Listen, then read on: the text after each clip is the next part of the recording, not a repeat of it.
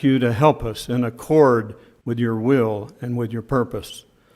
We ask that your attention be given to this meeting today of the Mojave County Board of Supervisors, and that you bless each supervisor and every participant in this meeting.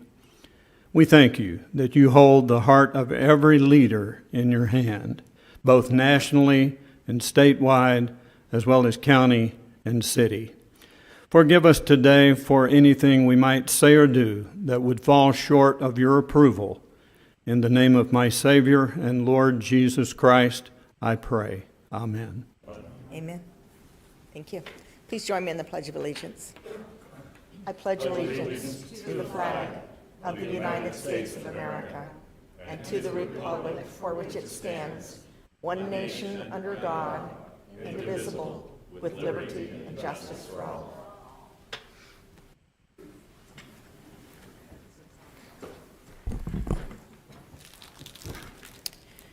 The Board of Supervisors may, by motion, recess into executive session to receive legal advice from the board's attorneys on any item contained in this agenda pursuant to ARS 38-431.03A3 and 4. So at this time, I'll entertain a motion and action to call for an executive session to be held on December the 7th, 2020 at 9 a.m. This will be for discussion and consultation with legal counsel in accordance with ARS 38-431.03A3 and 4 to discuss items noticed on the agenda with an asterisk. So moved. Second. Motion and second. All those in favor say aye. Aye. Any opposed? Motion passes. I'll entertain a motion and action to approve the waiving the reading and full of items presented for discussion, adoption, or approval at this meeting. So moved. Second. We have a motion and a second. All those in favor say aye. Aye. Aye. Any opposed? Motion passes. Okay, the official business to come before the board this morning. First item will be a discussion of pending or contemplated litigation claims and demands. Attorney Esplin, do we have anything in addition? Nothing to report, thank you. Okay. Under committee and legislative reports, Supervisor Johnson, do you have anything to report to us today? Nothing, Madam Chair. Okay. Supervisor Gold? None today, ma'am. Supervisor Angus? None today. And Supervisor Watson? None today.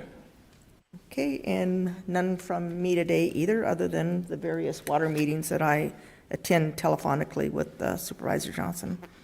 Do we have a county manager's report? Anything you would like to share with us? Madam Chairman, board members, I have no report today. Okay, thank you very much. I'll entertain a motion to approve the October 8th and October 13th, 2020 Board of Supervisors special meeting minutes. Motion to approve.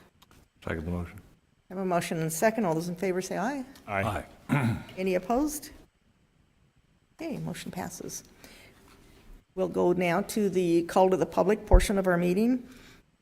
The in-person call to the public portion of the Mojave County Board of Supervisors meeting is allowed following social distancing and CDC guidelines. This will allow individuals to address the public body on any issue within the jurisdiction of this public body. At the conclusion of the open call to the public, individual members of the public body may respond to criticism made by those who have addressed the public body, may ask staff to review a matter or ask that a matter be put on the future agenda. However, members of the public body shall not discuss or take legal action on matters raised during an open call to the public unless the matters are properly noticed for discussion and legal action. So I do have a few people that have signed up to speak. We'll begin with Mr. Scotty McClure. Let's see, he's right up front, ready to... Scotty from Bullhead. These things work pretty good.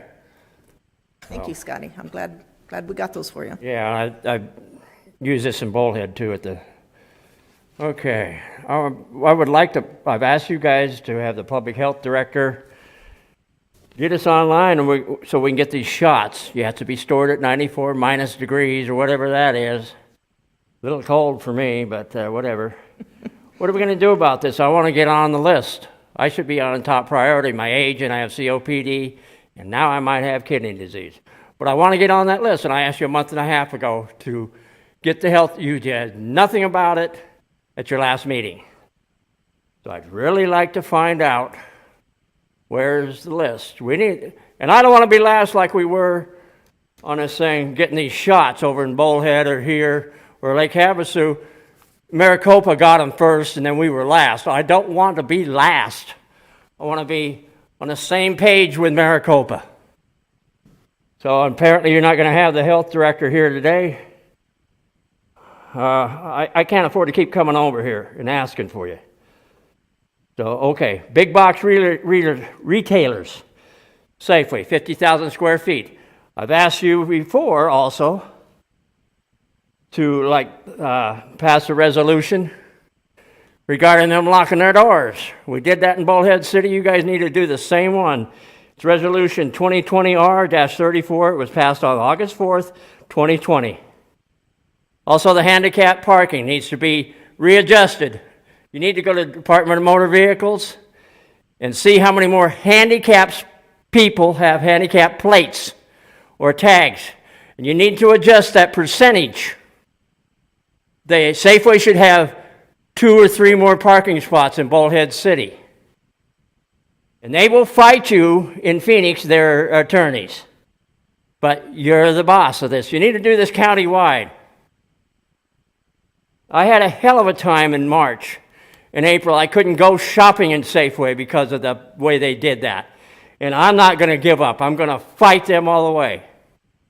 I got Toby Carter and the city of Bullhead it took them 5 or 6 months to get that door open. That's bull. They did finally do something about it. I want you guys to do it countywide. It's my right to have a handicapped parking spot. And you guys are breaking the law. I've asked you several times now to fix this. Start doing something about it. This 10-cent tax, I got a phone call and says, I guess I don't owe the 10 cents. I'm not going away on this. I need a written thing from the people telling me I don't owe the 10 cents. And apparently there's several other people out there that got the same bill. 10 cent, my taxes are frozen several years ago. It put me over the mark. You need to send it to me in writing that I don't have to pay it. Madam Chairman, Supervisor Gold? I have a question I don't think you can question during... for for the attorney. Ryan, is the county the enforcer for the Americans with Disabilities Act? We can do that afterwards, but it's at the conclusion that we make the comment, Okay. respond to criticism, so. Thank you. Yeah. Okay, next up is Stephen Robinson.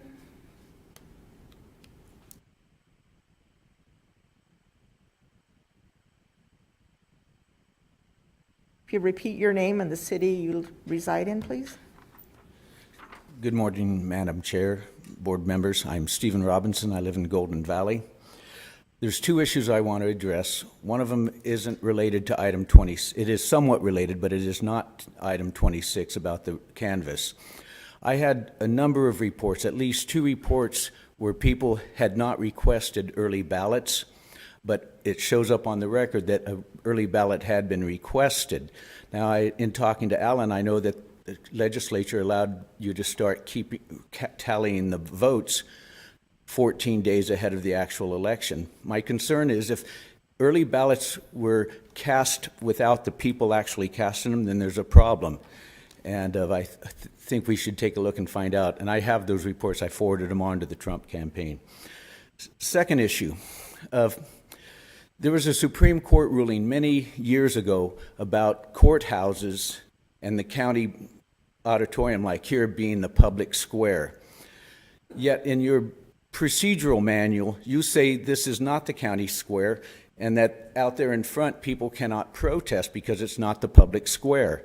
I think you need to address that issue and take a look at it so that we can find out where is the public square here at the auditorium at the meeting. In fact, I'm willing to bet that the original plans for this building did not include a roadway crossing between the steps here, the front entrance, and the flagpoles that in fact, and it should have been, a public square right there where people could gather together. I would respectfully request that you take a look at what the law says, Supreme Court rulings, and even go so far as to encourage the public to be able to meet peacefully and express their concerns in a public forum outside this podium right here, because I think there's a lot of issues that people are feeling like they're being hamstrung or have a mask on to keep them from talking. And I think that that's something that we should really look at. I've been concerned about this issue for several years, and now I'm finally bringing it up for us to consider what is the public square per the U.S. Supreme Court, and why we don't have such a place for people to speak and protest outside this auditorium. Thank you. Next up is Royanne Ortiz. You'd please repeat your name and the city where you reside. Madam Chairman and Councilwoman and staff, my name is Royanne Ortiz. I live in Bullhead City. And of course, I wanted to talk about COVID-19. The reason being that all of a sudden we've got a lot more infections, we've got a lot more sick people, we've got more people in the hospital, we've got more people dying. My question is, why? I think it's the responsibility of the Director of Health to be informing people the fact that when they get COVID-19, they have certain rights. They have the rights to certain therapeutics. And if they were receiving these therapeutics, they wouldn't be dying. That's been proven. At least not of COVID-19. So, are people dying in this county because people who get COVID-19 aren't being told of their alternatives? For example, the president got that cocktail of, antibodies. He said everyone who got COVID-19 that was in the hospital could have access to it. I don't even know if people even know they can ask for it under the law. So, that's what I want you to do. I want you to require Denise to be advising these people of their rights, and you also need to inform the public more about this disease and what their rights are.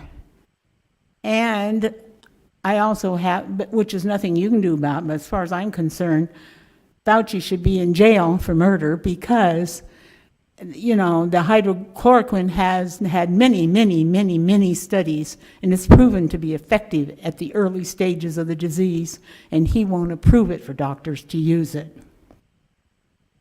So there's lots of responsibility to go around here, I guess.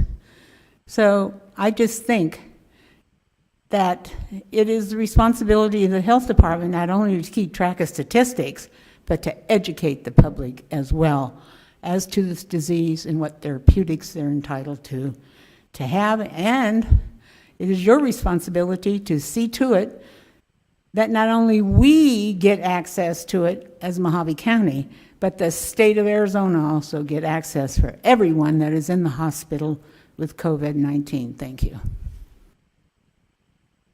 Next speaker will be Mary Lushana. Or Mary Lushana.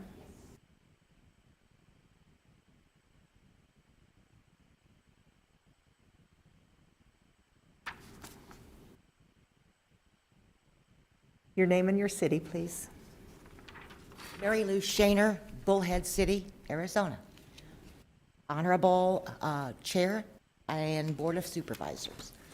I just have a very small question. When people have gotten COVID-19 and they are recovered, why don't we get a badge, or people who've had the vaccination coming up, why can't we have a badge that says we're free and that we don't need to wear these crazy masks, that now they're putting them out to match every outfit you own? All the companies, I don't know if you've noticed in magazines, but they match every outfit. I think it's utterly stupid, but I think that we should have some kind of a badge that says we're COVID free. That's my question. Thank you. Thank you. Mr. Kinney Works is next.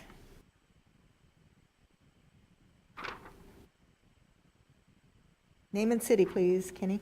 Kenny Works, Yucca, Arizona. Last night I was talking to a friend on the phone. He used to live in Havasu, now he lives in Rancho Cucamonga with his son. I've known him for 17 years. 3 years ago, or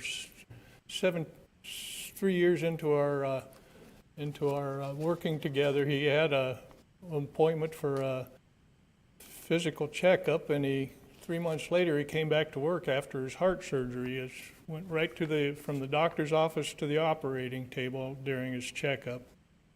And subsequently, he ended up with a prostate cancer, and between these two things, his kidneys went bad. So he's at his son's house going through bi-monthly dialysis. And I talked to him last night. He's got COVID. He don't know how he got it, but he can't go through. Can't take the regular drugs. During his dialysis, they're doing something with his blood plasma, and it's making him better. And he says he was pretty weak for a couple of days. But I asked him, would you agree that we should put COVID in the same category as mumps, measles, chicken pox, flu, cold, and quit trying to delay the inevitable that pretty much everyone's going to be exposed to this, and instead of torturing ourselves, this quarantine bullying is more damaging than the disease itself, it seems to me. The statistics we can't trust because they're calling everything. If he died, they'd call it COVID when he's in there for dialysis. So I think that we need to look at this a little more realistically and stop torturing ourselves. But that's my message. Thank you very much. Okay, at this time, I'll ask the clerk of the board, do you have any call to the public that you received via email? Madam Chair, I do have one. States, with the pandemic worsening every day, Arizona numbers are doubling every 2 weeks. Have any thoughts been brought up about resuming the COVID meetings, even if it is one per week on Mondays? I would think it would behoove the BOS to restart the meetings, just my opinion, because the Daily Miner really isn't a great source for replicating the info we get from the meetings. Thank you, Jean Crotill. Okay, thank you very much. At this time, I'll close the call to the public, and I'll, based on the comments heard, I'll ask staff to place a COVID item on the next agenda for discussion. And Chairman, I think Supervisor Gould wanted to respond to criticism. Yes, You can do that at this Supervisor time. Gold, go ahead. Thank you, Madam Chairman. Ryan, is the county the enforcer for the Americans with Disabilities Act? So in order to file a claim with the Americans with Disabilities Act, you would file it with the EEOC, the Equal Employment Opportunity Commission, or with the Arizona Attorney General's office. You could file it with either one of those offices. They're the ones that are responsible for enforcing the Americans with Disabilities Act. I think you can also pursue a court action as well, but it's not the county. So the county is not the enforcer? No. Thank you. Okay, any other comments, statements? All right, seeing none, I'll go on to the consent agenda. The following items listed under the consent agenda will be considered as a group and acted upon by one motion with no separate discussion of said items, unless, of course, a board member requests. In that event, the item will be removed from the consent agenda for separate discussion and action. Supervisor Watson, do you have anything you'd like removed? Nothing this morning. Thank you, Chairman. Supervisor Angus? Nothing. Supervisor Gold? Thank you, Madam Chairman. Items 5, 9, and 12.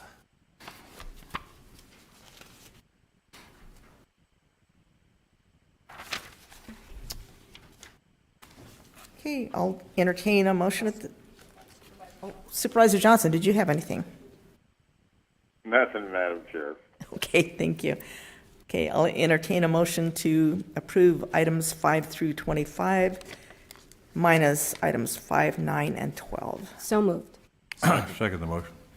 Okay, we have a motion and a second. All those in favor say aye. Aye. Aye. Any opposed? Motion carries. Okay, Item number 5, this would be to set a public hearing for December 21st to adjust the gate rates charged at the Surbat landfill. Supervisor Gold. Thank you, Madam Chairman. Mr. Walsh, did we reduce the gate fee in 2019?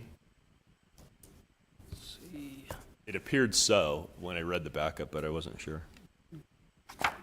Chairman Bishop, Supervisor Gould, our practice has been when a contract is renewed, that we hold the rates static for that year. I believe in 2019, the contracts, Colin, is that correct? In 2019, so in 2019, the contract for Surbat was renewed, so those rates remained in place. There was no increase at that time. Okay. Somewhere in there, I saw something that where the rate was $11.10 and it went down to $6.75. Don't believe there was a decrease in 2019. Let me look at that.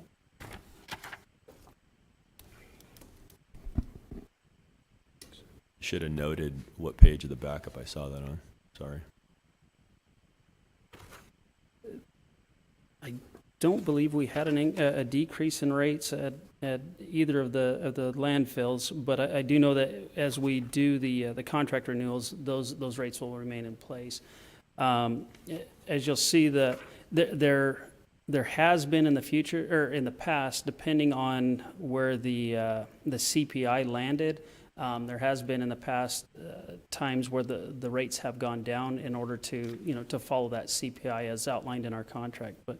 An actual decrease, I think, has been some time since that's occurred. About 2010 was the last decrease we saw. The chart on, I don't know if this, let's see what page is this, because the pages don't always line up with 3. There's a chart that says the minimum charge is $6.75. But then above that it says these are based on the 2019. And then there's another chart that said it was $10.11. Sorry, I'm trying to find where you're at. Yeah, I should have done a better job of writing it down, sorry.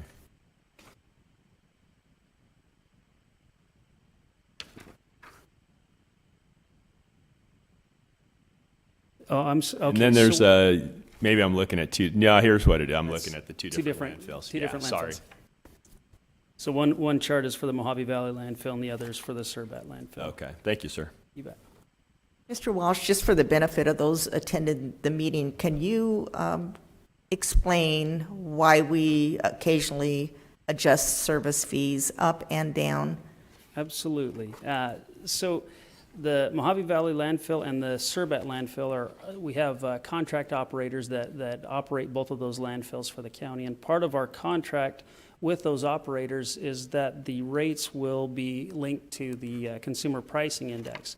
So basically, as costs go up, we've agreed that we'll increase our rates with those costs going up, so that we're being fair with our contractor and as well as with our constituents, our customers.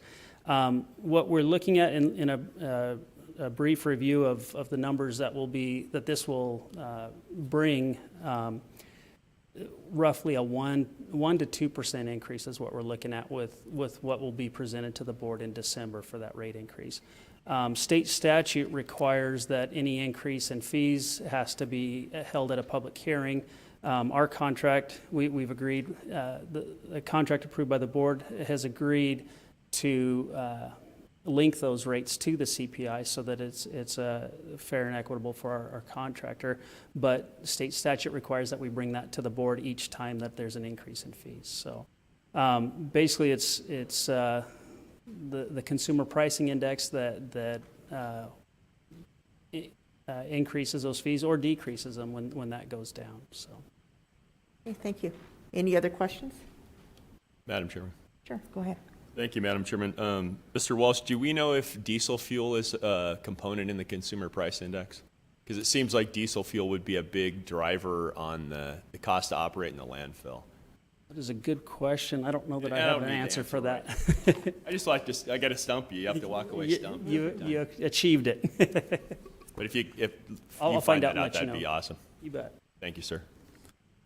Madam Chairman, Yes, go ahead. I move that item 5 be adopted. Second. We have a motion and a second. All those in favor say aye. Aye. Any opposed? Motion passes.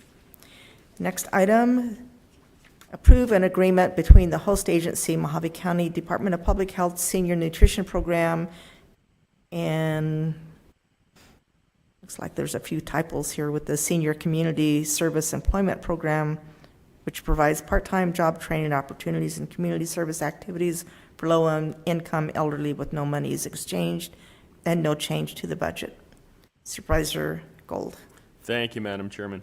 Denise, have we worked with this group before? We have, yes, Supervisor Gould, for many years.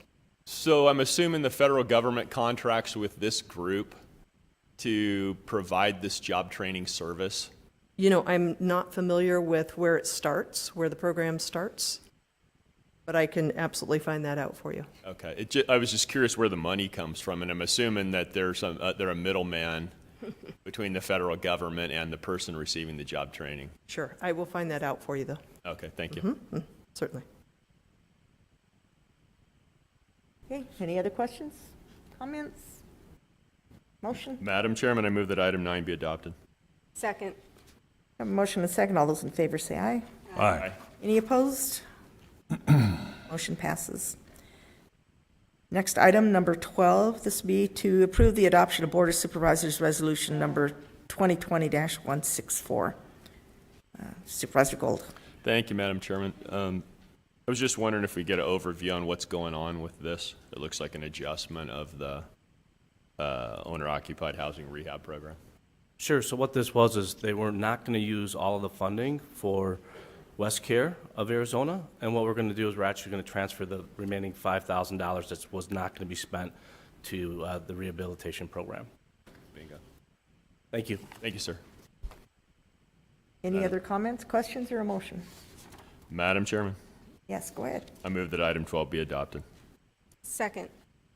Motion and a second. All those in favor say aye. Aye. Any opposed? Motion passes. Okay, going on to the regular agenda. Supervisor Watson has requested items number 28, 30, 32, and 33 be moved up on the agenda as he has a prior commitment, so I will be taking things out of order for the rest of the meeting.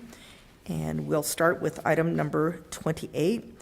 This will be a discussion of possible action.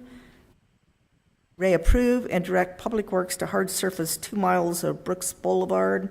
Approve $198,000 increase to acquire the right-of-way and hard surface 2 miles of Shinnerup Road from Colorado to Laguna Road in Golden Valley. Approve and direct Public Works to perform gravel plating and hard surface low water crossings along 3 miles of Alamo Road, and approve said products funded by reallocation of $400,000 from Cottonwood Road hard surfacing and $132,000 from Tapeats, Bowie, and Awafrio Drive hard surfacing as programmed in the FY21 adopted Highway Use Revenue Fund 205 budget. So I do have one person signed up to speak on this, but I think I'll let Mr. Lukowski approach the podium and answer a few questions that I'm sure several of us have.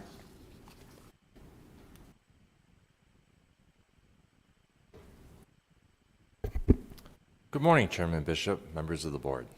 Good morning, Mr. Lukowski. One of the questions that I have is the Cottonwood Road hard surfacing. Originally, that was to be done with millings that were going to be provided by the ADOT resurfacing of Highway 93. And then I understand we decided to apply for a grant, and that grant did not materialize. And I also understand that the ADOT millings are now questionable as to whether or not we'll receive as much as we had hoped for, and the timing of when we might receive a portion of that is questionable.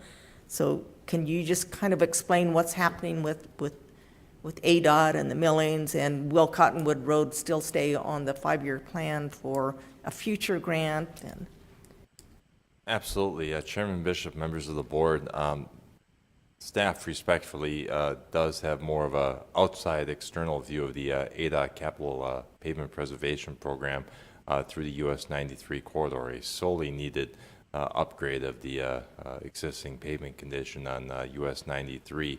As ADOT has moved through the greater White Hills and down to about the Dolan Springs area, we have found that ADOT has reinvested virtually all of the millings that are generated. And asphalt millings, for the public's knowledge, is simply the existing asphalt that has been milled up, and in lieu of placing new hot mix asphalt to improve the road surface quality. And what we have found is ADOT has very well deservedly reinvested, if you will, those millings into rebuilding the shoulders on US 93, and they will be as well aiming to utilize some level of millings to shore up the median in and around that Pierce Ferry Road turnoff at US 93. I believe they're trying to target a small safety project for the US 93 intersection at Pierce Ferry Road. So as it stands right now, working through the White Hills and greater Dolan Springs area, ADOT has not informed us of the existence of any asphalt millings, leftover millings, through these projects now, or have indicated in the future, near-term future, of their availability. Now, this pavement preservation program, it is so substantial that it is being let in multiple construction contracts, and it will work its way down to the Golden Valley area, the timing of which seems to suggest it just may not align with the spring 2021 program by which we would normally work those millings through our soil stabilization and hard surfacing contracts and place them. So we programmed those projects, those routes in the Golden Valley, Egar and Bolsa, for example. The board's been calling on that work since, I believe, 2013, when it established those roads as a county highway, again, for hard surfacing when asphalt millings are available. We've added, through the work of the Transportation Commission and the board, and in programming other local roads, Tapeats, Agua Fria, Bowie, et cetera, on the Capital Improvement Road Program. We programmed those roads last year, reiterated them this year, and again, it just is a contingency on when the millings will be available, and then staff will proceed. So the proposal here under item 28 is recognizing we have unencumbered funds, rather than transferring from HERF contingency and building up a budget, an expense budget that is largely unencumbered with capital projects. We're suggesting to the board to consider reappropriating certain funds, noting that we can always come back to the board at a future time, or we also have in the concept of Tapeats, Bowie, and Agua Fria, we will have, as far as we estimate now, monies left over in our chip seal program, our road program for FY21, to absorb those projects and let certain contracts as millings become available. That's pretty much the summary. So again, it's been status quo for quite some time, and we just have had zero indication from ADOT that any millings will be available. But we're hopeful with the new contracts that are let here soon by ADOT as the work matriculates down towards Golden Valley, that circumstance may change. Okay, so I understand that the bigger expense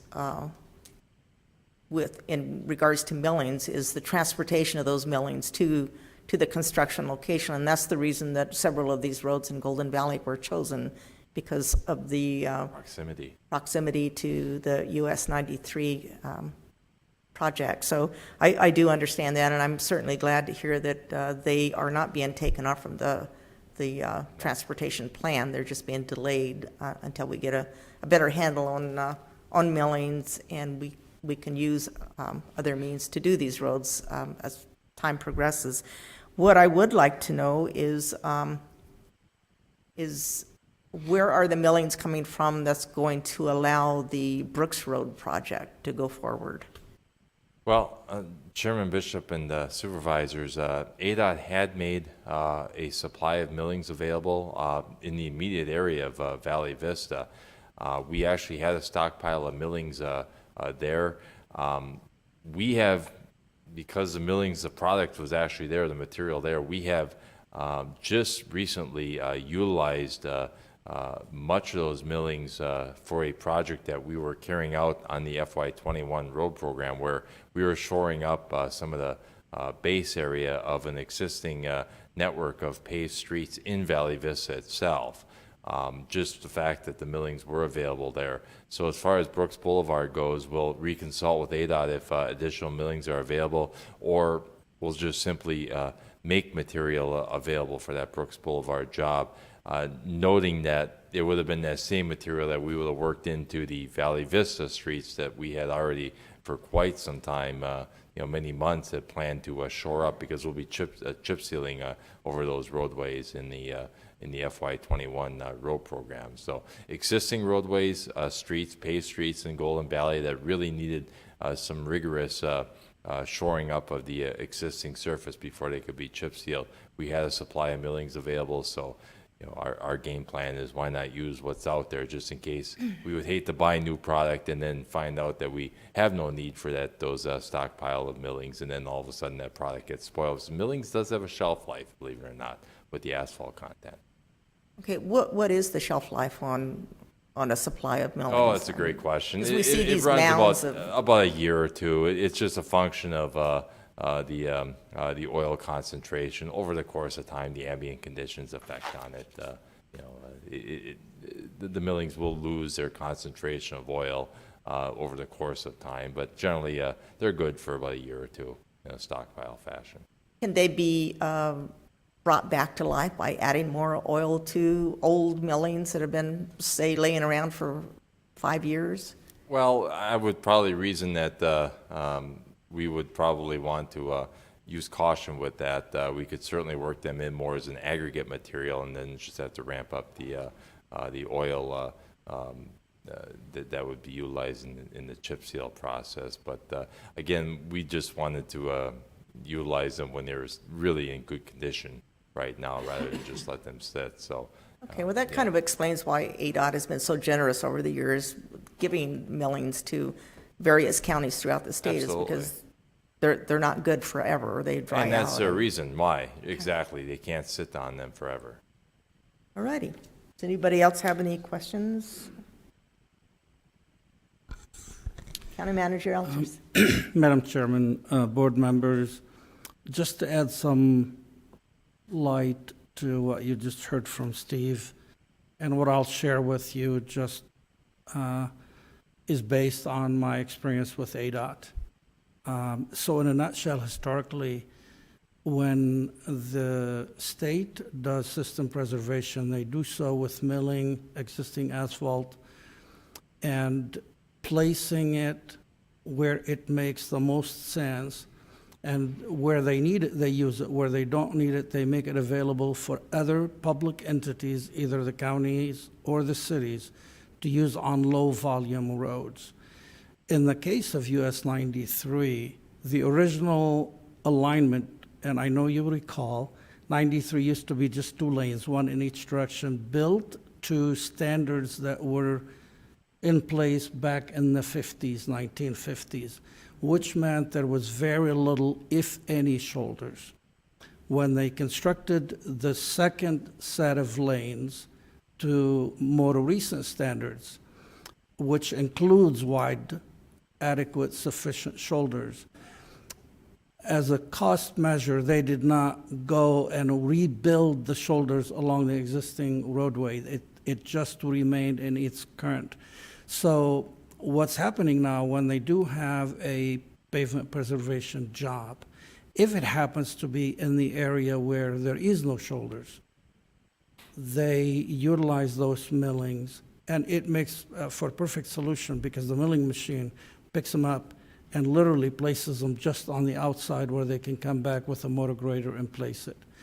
But what that means is it makes them less available for local agencies, and it makes them less reliable. You just don't know when you're going to get them until you get them. So I don't know if that helps, but I just wanted to add that for your and the board's information. Thank you for that bit of history and explanation. It helps a lot. Okay. Any other questions? Supervisor Watson? I don't have a question. I'll pose a motion for. I have one speaker that wants to speak first. Okay, you can either do a motion before or after, but I'll be delighted to hear the speaker. Okay, Butch Merriweather.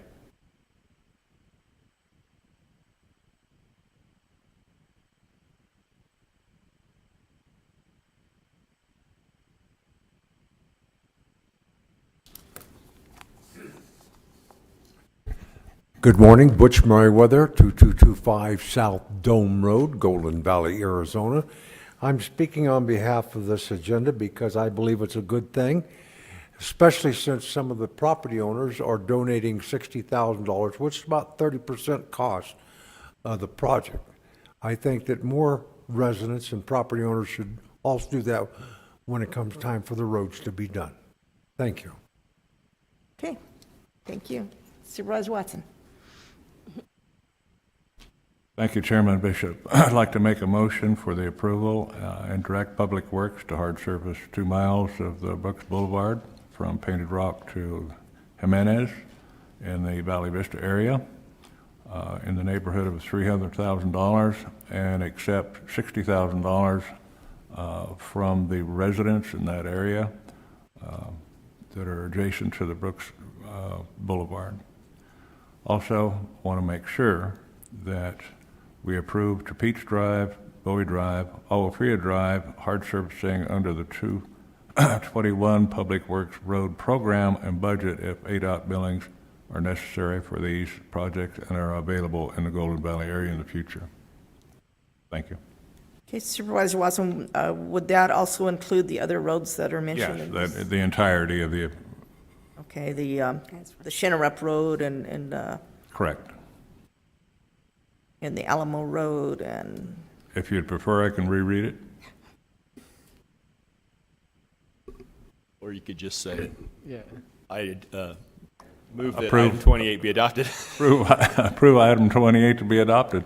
And I will second that motion. okay, we have a motion and second. Any further discussion? All those in favor say aye. Aye. Any opposed? Aye. Motion passes 4-1. Okay, the next item is item number 30. This would be discussion and possible action to approve the reconsideration of the adoption of Board of Supervisors Resolution number 2020-092, a rezone of assessor parcels numbers 3136107 to C, D, E, and F. Supervisor Watson. Thank you, Madam Chairman. I'd like to continue this item till the December 7th meeting. We'll give the another 2 weeks to bring information to us on the fourth person needed for this transaction. Okay, and that would be item 30A and B.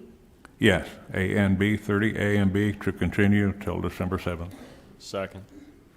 Okay, we have a motion and a second. All those in favor say aye. Aye. Aye. Any opposed?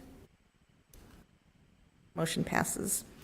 Item number 32, discussion of possible action, re-elected chairman and vice chairman of the Mojave County Board of Supervisors to serve for the 2021 calendar year effective January 1st, 2021.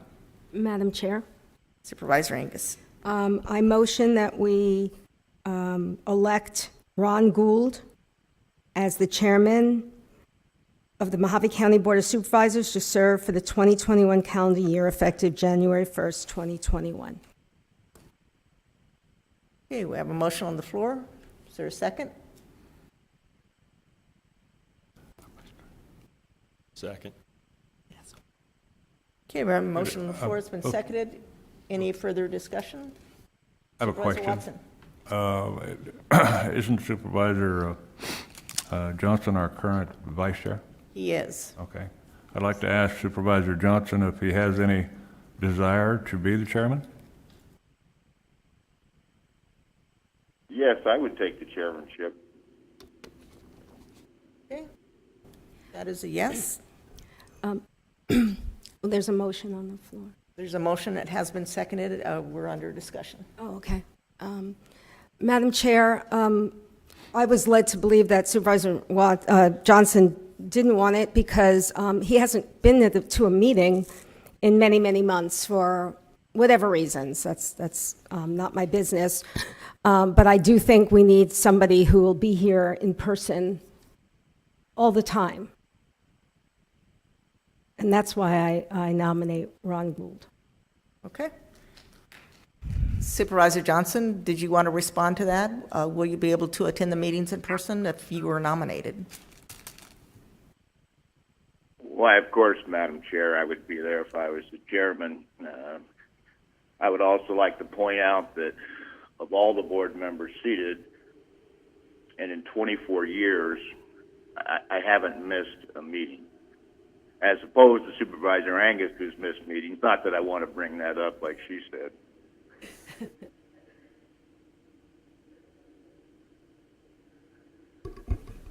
A point of order, please, let's not call people names. Okay? Thank you. Thank you, Mr. Asplin. Okay, we do have a motion on the floor. It's been seconded. I'll call for the vote unless Supervisor Angus wants to. No. Okay. Okay. Madam Clerk, let's do a roll call. Supervisor Watson? No. Supervisor Angus? Yes. Supervisor Johnson? No. Supervisor Gould? Yes. Supervisor Bishop? No. Motion does not carry. Okay. Madam Chairman, I'd like to make a Watson. motion. I'd like to Yes. make a motion for Supervisor Johnson to be the chairman and Supervisor Gould vice chairman. Okay, we have a motion on the floor. Is there a second? Second. Discussion? We have a motion and a second, and discussion. Supervisor Angus. Before I vote for the chairman, I want to know a few things, because in the past, Supervisor Johnson has said things that he doesn't, if he were chairman, he wouldn't have a call to public. So I'd like to have it on the record that you will keep the call to public, and that we will stay at 2 meetings a month, because you've also stated that you prefer 1 meeting a month, and I believe that that is at the discretion of the chair. Madam Chair, Supervisor Angus, if we were to change to 1 meeting a month, that would be a board decision. That would have to go before the board. But call to public is a... That I will defer to Attorney Esplin. I'd have to look at our rules, but I believe, and I'm It just is kind at the of... discretion. No, I don't. I think it's the board, because the board voted to impose the call to the public in the first place. So I'd have to look at the history of this, because it was brought before the board. So I believe it to be the board that would decide whether to remove it. So I'll double check. I don't have the rules of order in front of me, but if the board was the one that brought it, then it would be the board that would decide this. Madam Chair, Supervisor Johnson. both those issues were voted on by the board. It's not the chairman's prerogative to do away with call to the public or to the meetings. That has to be a vote of the board. Okay, thank you. Okay, any further discussion before I call for the vote? Madam Clerk? Supervisor Watson? Yes. Supervisor Angus? Yes. Supervisor Johnson? Yes. Supervisor Gould? Aye. Chairman Bishop? Yes. Motion carries. Okay, we will have a new chairman, Chairman-elect Johnson, and Vice Chair Ron Gould. Okay, next item, number 33, discussion of possible action, approve the adoption of Board of Supervisors Resolution number 2020-167, addressing the future transfers of fourth priority Colorado River water from any river community to points away from the river communities. Supervisor Watson. Thank you, Madam Chairman. After a great deal of work on this project for the fourth priority water on the Colorado River. We're proposing our resolution and our stand as Mojave County. It's also supported by a letter from all the mayors of the entire Colorado River corridor from Mojave County on down. And this has gone through a lot of work, a lot of consideration. And as of last week, we even earned the opposition now proclaimed by the Farm Bureau, which was a major hurdle. The Farm Bureau for years has been very reluctant to make any recommendations on this, and they are now supporting Mojave County and opposing the transfer of fourth priority water from the Colorado River to Central Arizona. Thank you. With that, I'll make a motion for resolution approval. Second. We have a motion and a second. Any further discussion? All those in favor say aye. Aye. Aye. Any opposed? Motion carries. Next item, be number 26, discussion of possible action may approve the adoption of Board of Supervisors Resolution number 2020-166, approving the canvass of the November 3rd, 2020 general election. I do have several people signed up to speak on this item. We'll begin with Reverend Lionel Grant.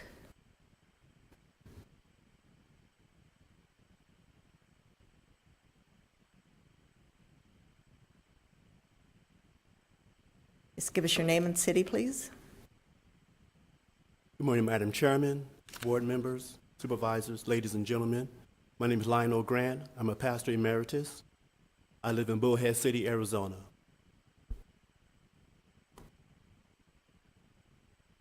Go ahead. Tell us what's on your mind. Thank you. On November 3rd, 2020 of this year, I was at the Seventh-day Adventist Church on Ariba Drive as a political observer. I have been involved in politics for over 20 years, and at that point, that morning, where I was a political observer, the inspector, name is Leroy, did have forms of registration in his hand. Twice he took attendants out or participants who wanted to vote outside of the polling area and came back with them, and then had one of the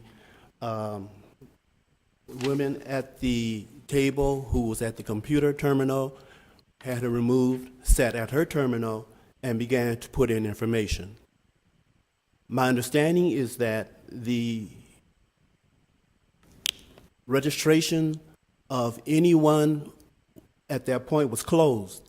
So therefore, Leroy had no reason or for any purpose to have registration form in his hand to register anyone to vote. As I sat there was another gentleman named Michael, and his height is about 6'1", 6'2". He stood in front of me, preventing me or trying to prevent me from observing what was going on. I stood up to get a better view. He turned and looked at me and asked me what was I doing, and I simply said, "Oh, just stretching my legs." But I did see Leroy, the inspector, with forms twice, registering participants to vote when the such action should not have been. The act that was taking place that day was illegal and damaging to the American political system. And I believe such actions by this board and the state should take place. Thank you for your time. Thank you. Next will be Scotty McClure. Chairman. Oh, Supervisor Gold, go ahead. So, sir, do you have any idea whether they were instigating an original registration, or were they changing somebody's information? The registration form, as I know it, having worked as a volunteer at several locations in Bullhead City, is orange, and the second part of that form is white. The form he had in his hand were orange and were blank. Okay. So were you working in the poll as a poll watcher or a poll worker? As a political observer, watcher, that is Okay. correct. And you were appointed by a political party? That is also correct. Okay, thank you. Thank you, sir. You're welcome, sir. I have a question. Supervisor Watson? Sir, Sir. you were blocked from being able to observe? Michael, the gentleman who worked there, was trying to block my view. That is correct. So you were unable to verify as those ballots were coming in if the proper signatures were on them, those types of things? He tried to block my view. I got up. He turned around, asked me what was I doing. I see him stretching my leg, and I did look around him, saw Leroy with the blank forms and taking twice citizens outside with a blank form. They came back in, and the form was filled. Okay. Thank you for coming in today. You're welcome, sir. Takes a lot of courage to face these things. You're Thank welcome, you. sir. Thank you. Scotty McClure?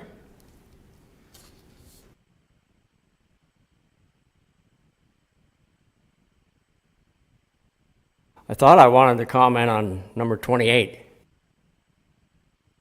The form says 26. That's my fault then. Oh, I have an opinion or two, I'm sure, about the election. Losing a Senate seat to a communist. You people with your AR-15s, you're not going to have them by the end of next year. You're going to turn them in. I won't turn mine in. Royanne Ortiz? Good luck in getting mine. Yeah, from my cold dead hands.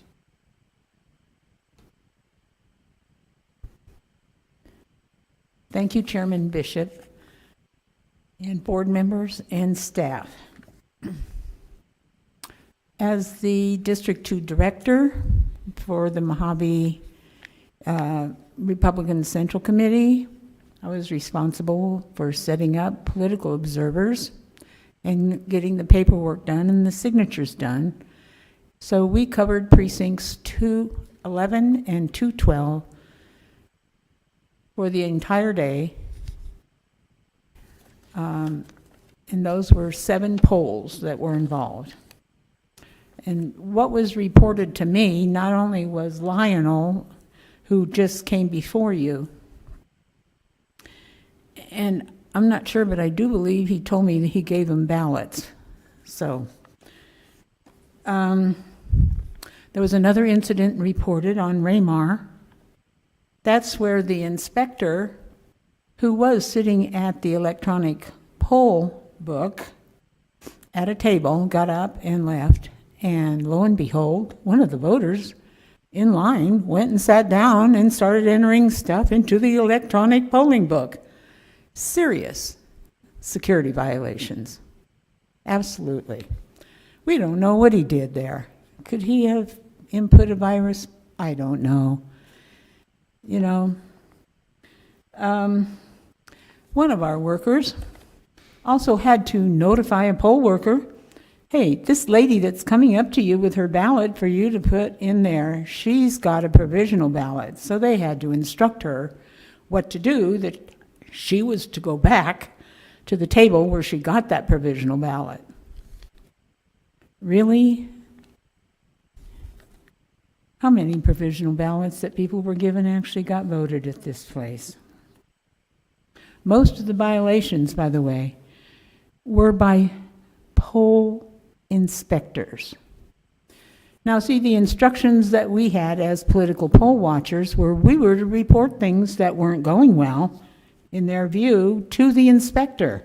And lo and behold, it's the inspectors who are doing whatever they want to do. Because generally in the past, all that's been there have been Democrat poll watchers. We weren't there, shame on us.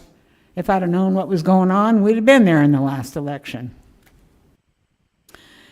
But evidently, the county does not supervise these polls when they're the ones training these poll workers.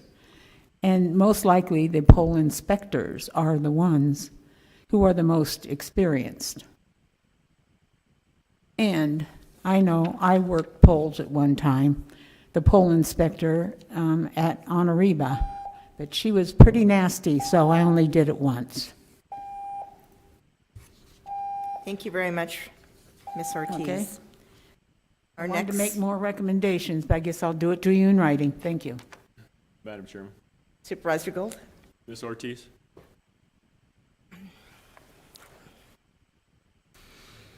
Did you report these discrepancies to our election department? Most of them, yes. I even called on some of them. I called immediately when the security violation happened, and they checked with the inspector. And he did. He admitted he did that. But my recommendation is, I think you as a board ought to have somebody supervising these polls. Unless you want the political poll watchers to take over, just let me know what you want. Supervisor Angus. Is Alan Temperate, I know he's probably going to come up, but... He's in the audience. Yeah, I have a question about the inspectors. Like, are they just volunteers, or do they do this every year? Do they have to be trained every year? So can we have Alan answer these questions after the speakers? Oh, okay. Might want to let everybody run through the. Oh, I thought I'm speakers sorry, I and thought the let speakers Alan were come done. back and No, address. we- We have Steve Robinson next, and then Patrick Shaner after that.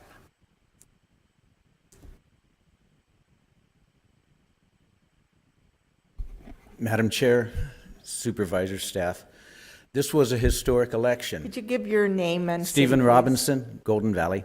Thank you. This was a historic election. It was the highest turnout in 4 decades. And the last one that was this high over this was in 1980 when Reagan was elected with 67% of the vote, and it was almost 80%. In that year, there was only about 5.5% that were party not designated or independent or others. We're up to 32 or 31% for this election. And the reason there's so many of them is because of motor voter. They register at the MVD, and that skews the number. There's probably at least 10,000 voters that have not voted in 8, 10, 12, 14 years. But if they do an address change or something, they stay on the rolls. And we really had probably over 80%, which I'm really proud of. You notice I'm wearing the shirt with Lake Havasu City name on it. I'm doing that in tribute because they had all 4 of their political district precincts over 80%. I'm really proud of the effort that happened there. But thankfully in District 1, where I work, of the 2 highest performing precincts was Hackberry with almost 88% and 84% for Kingman South. But the other 6 districts were not that far behind. But regarding the Gentleman's Act claim, I know that in past issues, if someone has an address change now, they fill out a new form. Some people can fill out a voter registration form and get a provisional ballot, which you'll often, if they were not registered, will be discarded. There was on the list, I think, and Mr. Temperate will explain, there was over 500 of rejected provisional ballots. So that may have been what happened. And I want to say personally, I have worked with Alan for 10 years. He's a man of integrity. This has been a very, very efficient election. If there was any problems, like I pointed out earlier, it was due to actions outside his control.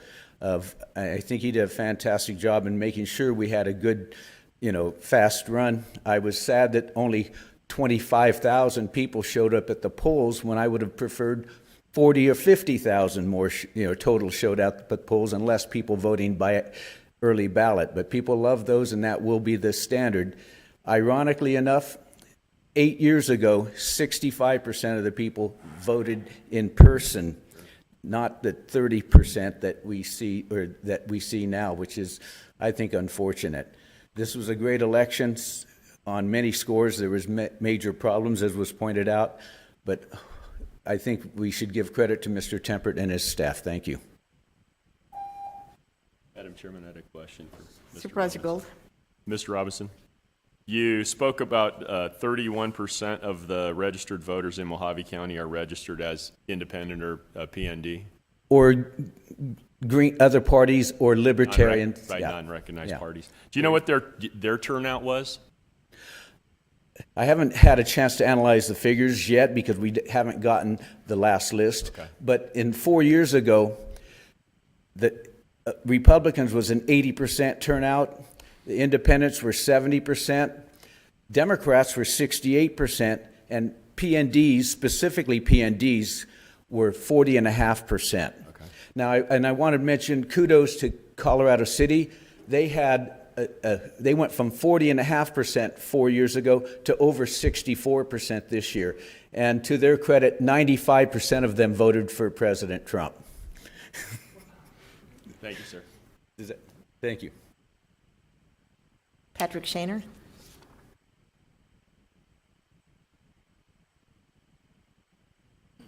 Your name and city, please. Thank you. I'm Patrick Shaner, and I'm from Bullhead City. Start off by agreeing with what Steve just said. The walk-in, in-person, good old-fashioned voting, well, it's the best for me, and I don't intend to change it until I get too feeble to get out of my house. I find these stories of odd things happening at the polls very interesting. I've been having people ask me a few things about it, but I didn't observe anything, so I don't really have anything to add along those lines. I'm wondering if we should be certifying our results when we've got the People's Republic of Maricopa still counting. I think they're still on their first count. I'm not sure. They may have gone into recounts without finishing the first count. I don't know. But there's something definitely going on down there. I understand the need to do our part, get it out of the way, not risk running into legal problems by not certifying in time. So I'm sensitive to that. I don't know what the legal ramifications are anyway. But something doesn't seem right about everybody but Maricopa or Pinal. That's Apache Junction, part of Phoenix area.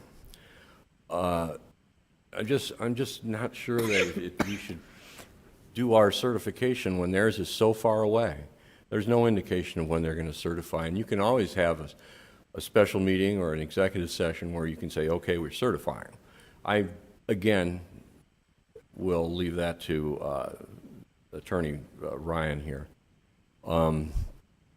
That's pretty much what I have to say. I want you all to pay close attention to the reports that we've had about some pretty strange things that happened in the polls, and we only catch them now because, like she said, this was the first election we actually had a chance to get a lot of observers out there. And I also want to say kudos to the whole county. We had excellent turnout. We used to get rapped on a bit over at Bullhead City because we were a little behind the curve, it seems, on showing up to vote. Somehow that was not a problem. And again, I have to applaud the residents of the county for getting out and letting their voices heard. And I happen to think we do not have serious count problems because our county recorder is not the same as the person in Maricopa or even Pinal for that matter. So anyway, thank you much. Thank you. Okay, Alan, would you like to come down and tell us how things went in your perspective?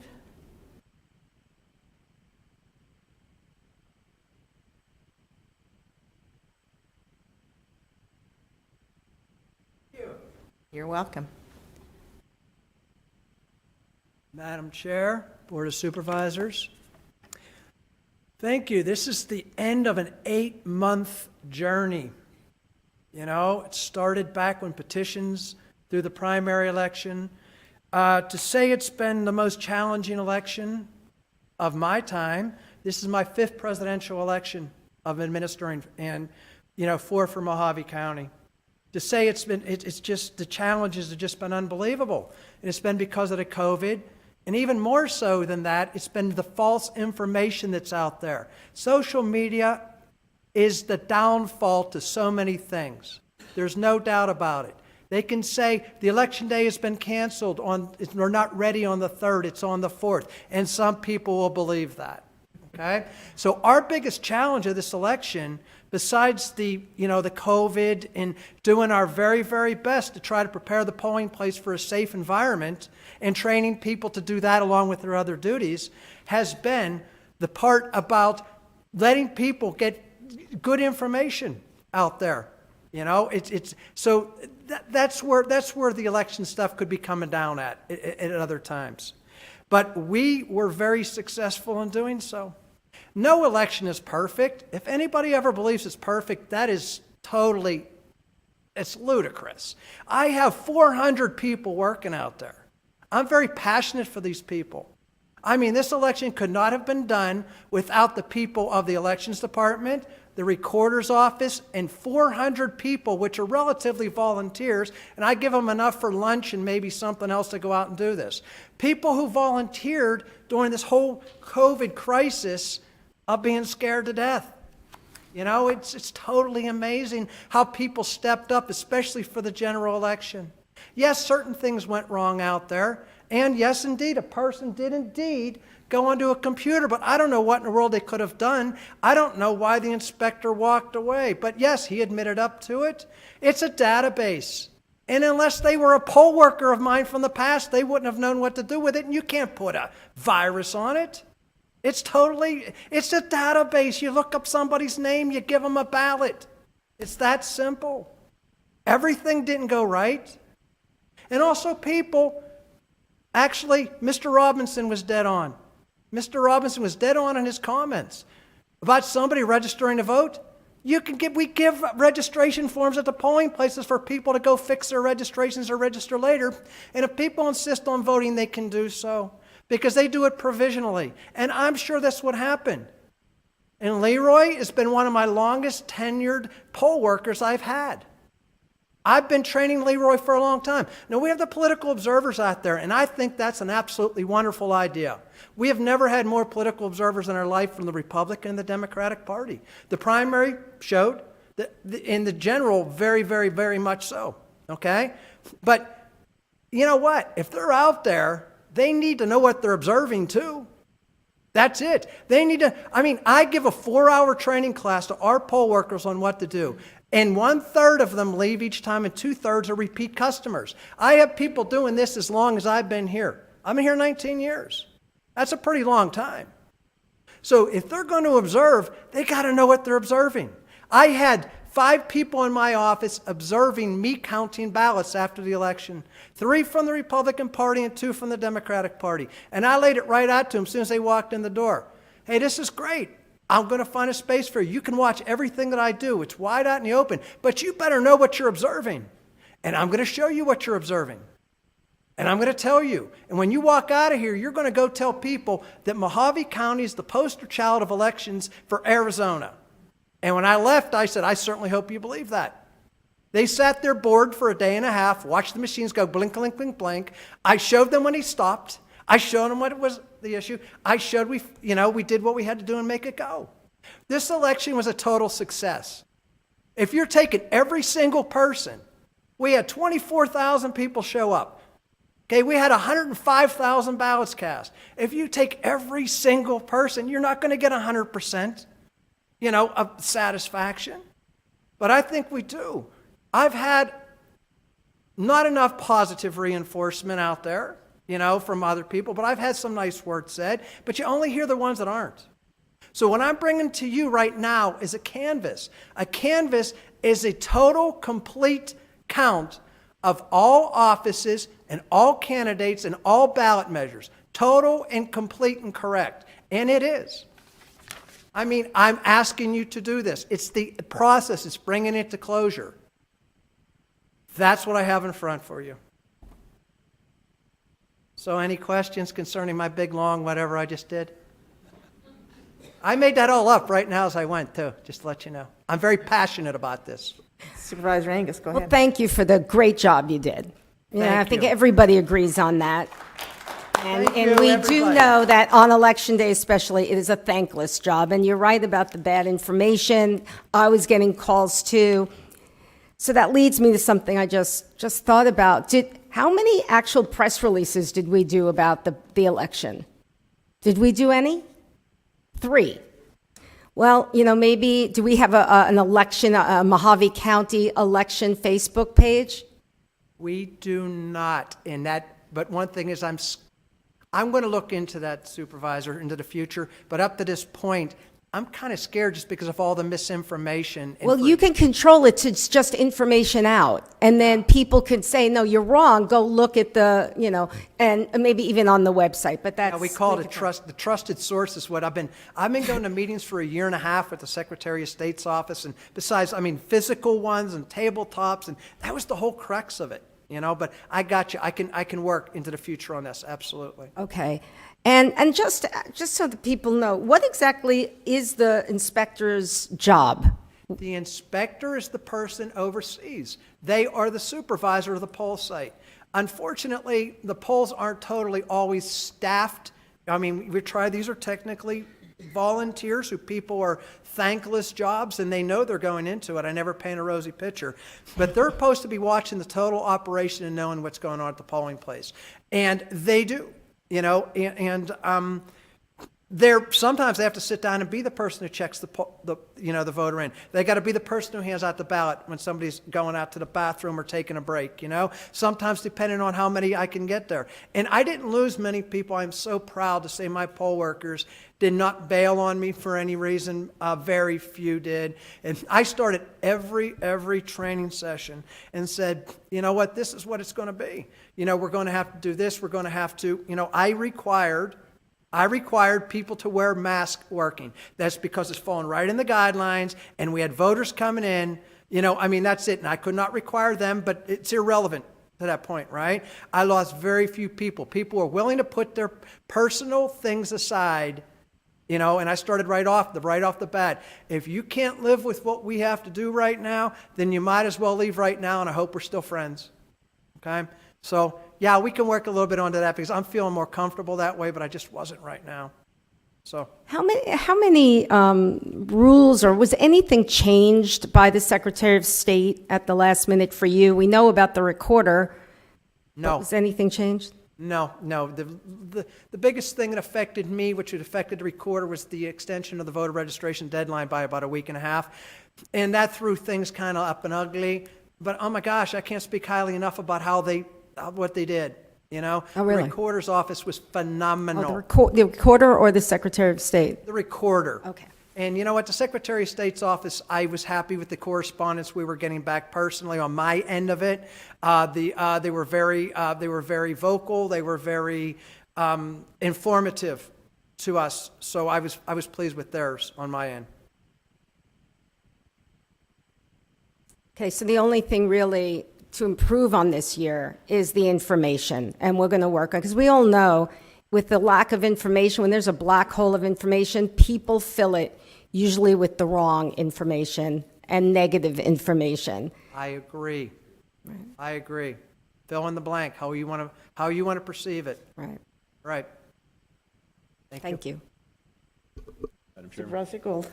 Thank you, Madam Chairman. Alan, first off, let me thank you and your staff for the great job that you've done and the great job that you've done in the past. I've been around elections that you've taken care of for 20 years. Thank you. And I've always been pleased with the way that you've handled it.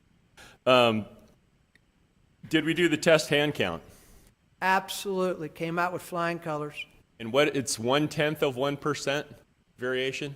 What it comes down, no.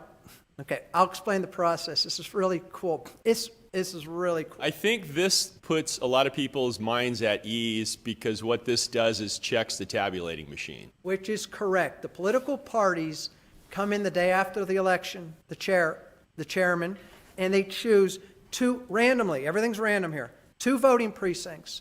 You know, it's 2 voting precincts for a county of our size. We have 36 we have 24 precincts, okay? 36 locations, so they choose 2 of the 36 locations.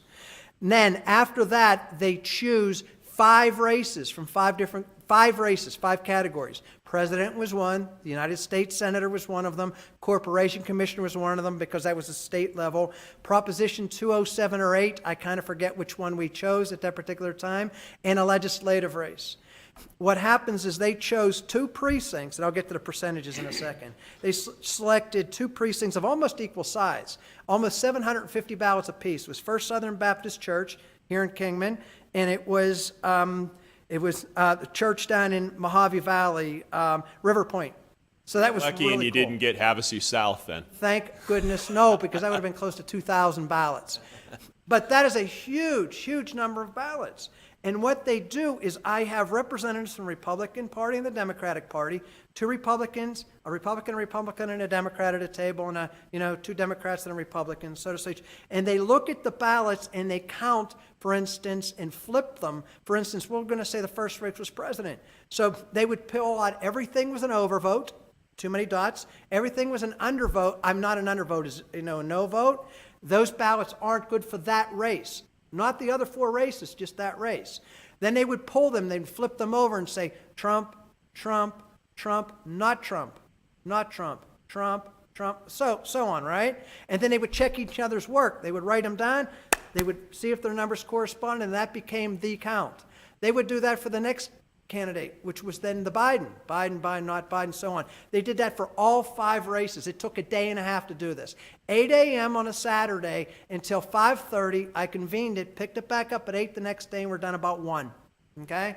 Very, very successful. The Corporation Commissioner race was a horrible 6 candidates, doing that for 6 candidates for 1,500 ballots. Now, there's also an early ballot audit. That's the poll site hand count. The early ballot audit was taking 2 groups of a certain amount of ballots, and I calculated with 74,000 early ballots going out, there were groups of 400. It was 4%, and 1% of the 4% had to be audited. It came to 400 ballots apiece. So there were 2 groups of randomly early ballots picked throughout the time, and checking all the races on that too. For the early ballots, there's a 2% acceptable error margin, and there's a 1% acceptable error margin on the poll site ballots. Because they feel that people can fix the poll site ballots, they have a chance at a poll site to fix, they make a mistake, where early ballots is a little more difficult to do so. So there's a group in the state that gets together every 2 years and determines what the acceptable rate is, and they've been doing this since I think that came into effect in 2008, so it was 2010 we first did it. It's always been that same confidence ratio, okay, the error ratio. We came within 0.5% on the Corporation Commissioner race. That was the highest one. We were dead on almost every other race. That proved that our tabulating equipment tabulated correctly. And we use the Dominion machine? We do not use Dominion. Okay. We use Election Software and Systems, ES&S. Okay. So if that machine were to flip votes, that hand test count would have caught it if they flipped them in one of those tested precincts. It would have, and also if it would have in the random sample, the early ballot hand count at the same time. Plus, I also do, I'm going to add into this, I test it to death on a pre-election LNA. I call it logic and actually pre-election. And then we do our public logic and actually test. This had about 1,000 ballots, just about 1,000 ballots in it. The Secretary of State then came in with their own independent ballots and tested my equipment with their own results and came up with their information. And then I just tested my equipment end of last week, called the post-election, with the same test deck. All the answers are still coming up the same. When you do the post test, are the party chairman invited to watch the post test also? Yeah, they're invited to come in at any time they want. I didn't necessarily tell them about that because all of a sudden I said, got to do the post test when I counted the last ballot. But they're allowed to be involved at any part of this process. And I had some of the chair, I had the Democratic chair, Mary, in my office for the logic and accuracy testing for both my public and the Secretary of State's. Okay. So what do you think? The first gentleman testified that we've got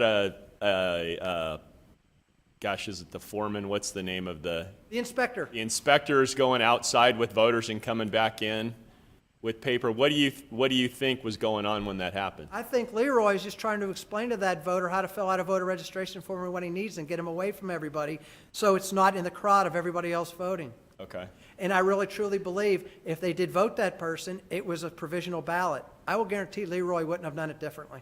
Do provisional ballots look different than a regular ballot? A provisional ballot does not. It goes into an envelope, though, that is completed. It goes to a separate table that we call the special situations clerk. But a provisional ballot is a same ballot stock that comes as everybody else and gets put in and gets sent over for somebody to help that person get through. We had, oh my gosh, what did we have? 1,400 provisional ballots, and we counted about 13 something. Went over, which was a lot less than we did 4 years ago, which was like 3,100 were counted. So we had over 4,000 that came through, by far 5,000. 818 provisional ballots were processed. So that group between the 13, we'll say, and that 800 were people that were not qualified to vote where they were voting, or they were not registered to vote. We never turn a voter away. That's what a provisional ballot's about. You don't say, hit the road, get out of here. You're not registered to vote. What if they were? You know, what if something just wasn't coming up and they were? Well, this is the catch system to do this for voter registration, having that opportunity to say, you know what, they are registered to vote. You know, or they're in the right place and they count them.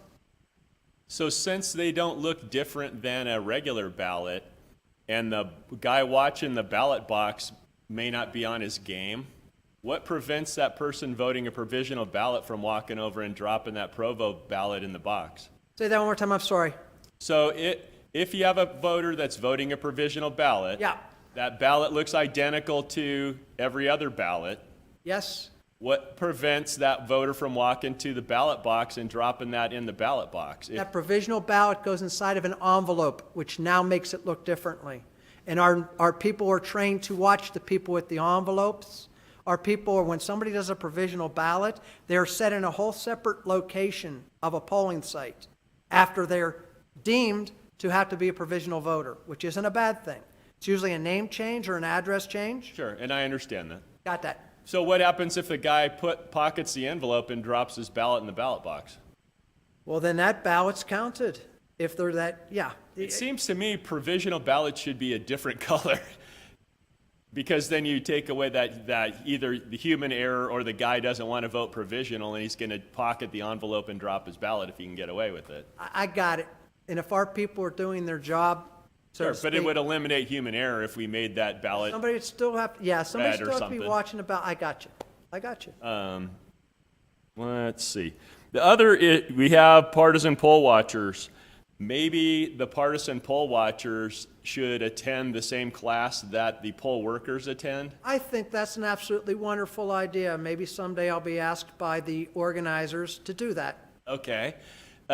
Maybe you'll get that ask. I think that would be good because then the poll watchers have the same information that the poll workers have. Absolutely. It would have been a bit of a challenge this year to tell you because I had to expand many of my classes because of the social distancing. I normally would have done, you know, like I did more classes. I expanded it just because I could keep people under 50. And maybe they might not have to physically be there if they're just going to be a poll watcher. Maybe we could live stream those on our YouTube channel so that the people that were going to be poll watchers. And we do, as a matter of fact. That's wonderful. We do the one here in Kingman.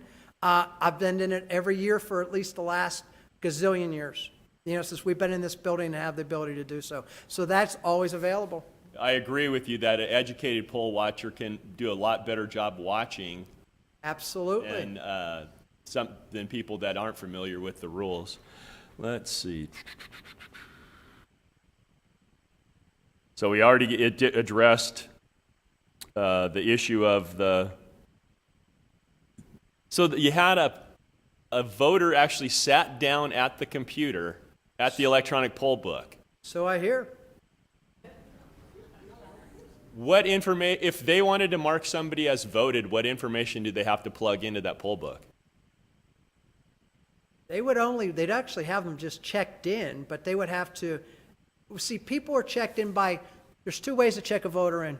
It's scanning the driver's license is the most typical way, so they would have to have somebody's driver's license. Or they would have to get on the poll book and fill in the person's name and follow all the logic down the path that says, is this person, ask the person to state their current name and current address. Does their current name and address match the name and address on the poll book? Does it match on their ID? And so on. So they have to keep hitting a yes, yes, yes, yes scenario. It takes a couple minutes to do this. Right.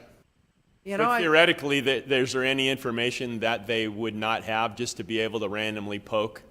No. Bob, decide they wanted to mark Bob Jones as voted? No, they wouldn't. I would expect if this person was a rogue person, it still blows my mind that I heard this. It is bizarre that It's somebody bizarre. would be that bold to But do maybe that. they were a former poll worker of mine that I taught them so well at the last training class. They wanted to sit down and check themselves in. I don't know. Yeah, the damage would be limited, unless they lock the can actual only poll check book guy in somebody the in. bathroom or something. But Yeah. I just was curious if there was some kind of a security code that they needed to enter to actually. Well, they mark do when they people. start in the morning, and then it's Okay. on. But they it's need not to. put in periodically throughout the day. No, it's not put in periodic because there's a constant flow. It's like going to Walmart.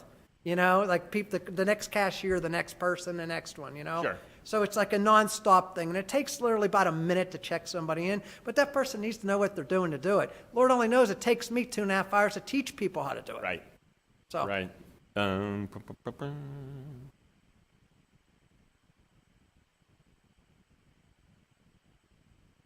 And that's it. Thank you, sir. Does anyone else have any questions, comments?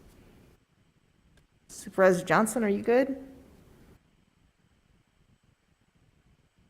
Okay, I'll entertain a Aye, ma'am. motion. Madam Chairman. Supervisor Gould. And this is not a reflection on Alan or Alan's staff or any of the poll workers, but with the contentious election and with Arizona still being in play, I would recommend that the Board of Supervisors takes no action at this time. We have by statute 20 days from the election to take action. And I would hate to go ahead and close out our election when we have other things going on in our state and in our nation. Okay, Supervisor Angus. Can I clarify that? Is it better just we have to do it legally by next Monday? Monday. you have to do it. We can't play with that. So would it be better to just continue it till Monday? So we have would that just be a lesser step to get to where we need to be? You also need to set a date, or you need to set a meeting for that. You have to set a meeting for it. We don't have a meeting right now set on Monday. So you'd have to set a meeting, continue this matter to that meeting. You're going to have to do those two things. Or if you take no action, then nothing will be done, but you're still going to have to set a meeting. Right. You're still going to have to set a meeting. Madam Chairman. Supervisor Gould. I move that the Board of Supervisors sets a special meeting for Monday, November 23rd at 9:30 a.m. to canvass the election. I'll second that. Just to be clear, so this item now, item 26, will be continued to the November 23rd meeting. May I make one little comment? I'm required to have the canvas in whole original to the Secretary of State's office on that same day. I'd have to drive it down there. I'm just saying, it's statute. It's I got it written down here. 16664.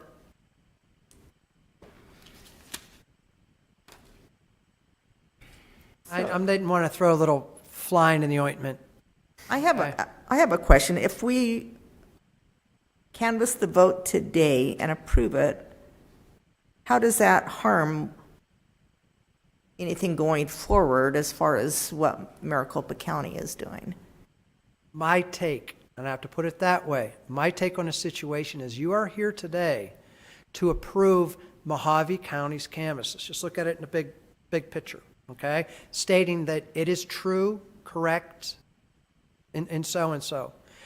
The state then has to canvass their portion. You've just canvassed, if you did today, you've canvassed Mojave County's portion of the canvas.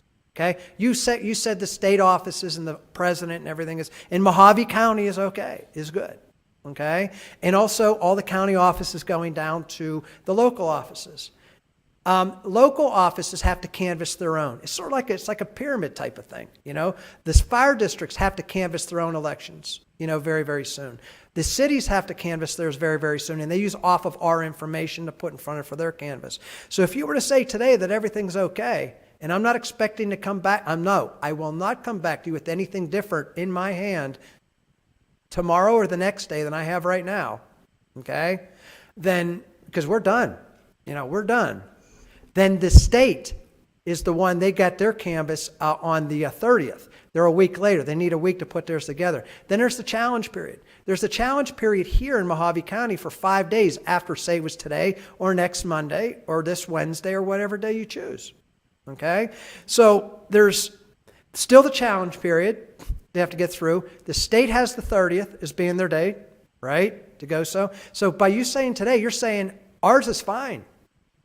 But it could still be brought back up because then the state would then, if they didn't, then it would be for the president or it would be for the senator or it would be something. But at least the local races and everything in Mojave County would be done. And others are depending on us to have our canvass done for them to do their canvass. So They what have the you're same saying time is frame. really doesn't prevent anybody else from going forward and doing what they need to do if there's a problem on the statewide level. It does not. Okay.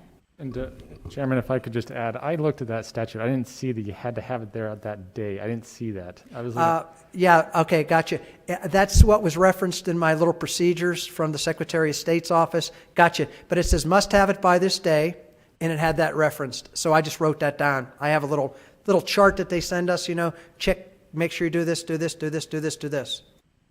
yeah, I don't see that statute cites that. All that I'm seeing is that it's got to be sent to the Secretary of State immediately. So once you do the canvass, So that would then be you it. send And if the last day to canvass is on Monday, then you would send it immediately. immediately. But I'm still looking. You know, I'm checking the Secretary of State's procedures manual. So if you want to keep talking, go ahead I and believe keep there's talking. a lawsuit over the Secretary of State's election manual also. I know there's two that are pending in Maricopa County. I don't There's know what the lawsuits basis all over the place for on it. everything, and that's part of the reason why I'm not in a big hurry to canvass the election.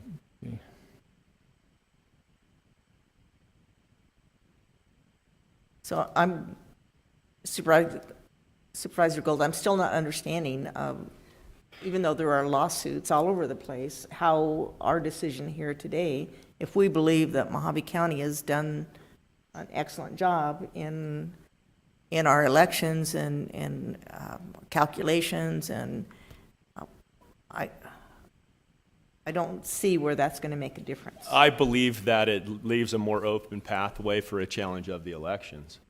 If we go ahead and canvass the election, then we're saying we're done, and that puts a different legal level on it.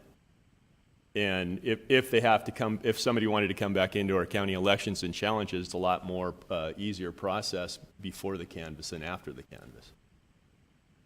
And also, if I could just add, just to be clear, I want to make sure the board is aware of all information. As I said, it's 20 days. There is Part C here under 16642. If at the time of the meeting, so if at the time of the canvassing, the returns for any polling place have not been found, if they are missing, the canvass shall be postponed from day to day until all returns are received or until 6 postponements have been had. So just, we don't have that here. I'm just telling you that the one exception to the 20 days is that if we don't have the returns, we have all the returns. We do. So that one doesn't apply. So it is 20 days that we have to get it. And all I'm seeing both in the statute and the manual is that you have to send it immediately. I don't think it has to be in their hands on that 20th day. But if you want to take a drive to Phoenix, you can. I may. Good Mexican food. So I will do that. I've sent people down in a day to get something I had to do before. So it's your call. Of course, I mean. Madam Chair, Supervisor Angus? I understand what you're saying, and it's all logical. I think part of this is a philosophical and sort of a stand that we all stand in solidarity with these challenges.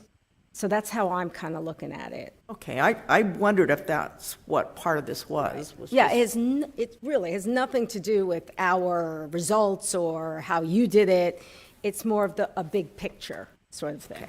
Because I do believe that Mojave County has done a good job and an outstanding job. So to not canvass our vote makes no sense unless you're saying we're trying to make a statement to support the state party, which makes it kind of political, but I guess it is political.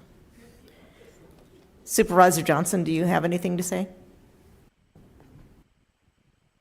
Thank you, Madam Chair. No, I don't see anything wrong with canvassing those ballots. Could you repeat that? I could just barely hear you. I have no problem with going ahead with the vote. I don't see any reason to continue it, but that's just me.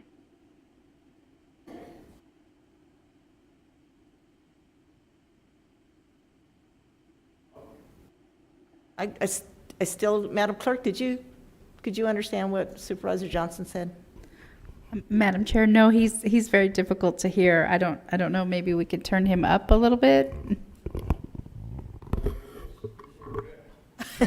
Thank you, Scotty.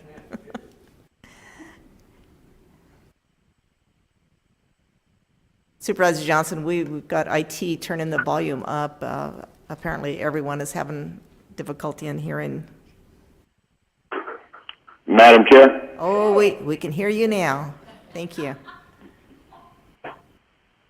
I have no problem passing the agenda item. It's making no difference in the outcome of the election, so I see no reason why we should delay it. Okay, thank you. Okay, any other comments or a motion? Got a motion. We have a motion and a second. Okay. Okay, let's do a roll call. Supervisor Angus? Yes. Supervisor Johnson? No. Supervisor Gould? Aye. Chairman Bishop?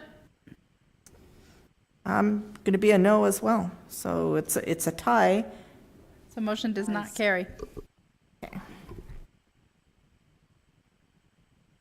So I guess I'll make a motion that we approve the canvass of the November 3rd general election. Second. Okay, we have a motion and a second. All those, Madam Clerk, let's do a roll call again. Supervisor Angus? No. Supervisor Johnson? Yes. Supervisor Gould? No. Chairman Bishop? Yes. Motion does not carry. Well, let's call Supervisor Watson and get him back here. Is he available? Ryan? So the motion is not passed. It hasn't been approved. It's dead at this point unless you bring up another motion. If somebody wishes to reconsider it, or you guys set a meeting on Monday or something. But you've got to do it. It's required by law. If you fail to canvass in time, somebody could file a mandamus action against you, compelling you to follow the law. I do not recommend you go that route. I recommend that you, at some point, make that canvass by Monday. That's my recommendation.